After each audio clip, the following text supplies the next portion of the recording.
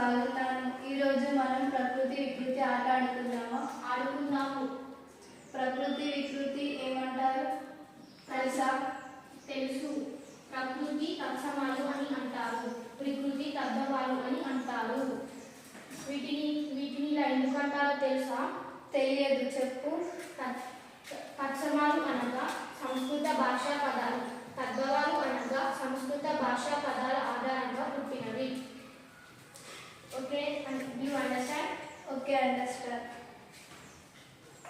ప్రకృతి వికృతి చెప్పుకుందాం. ఓకే.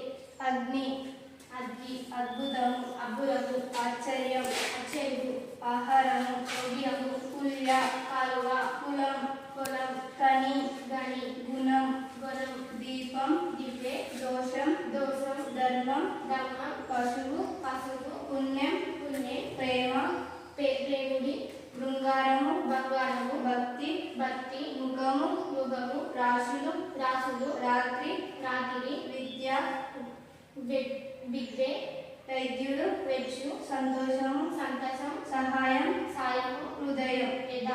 Okay, thank you.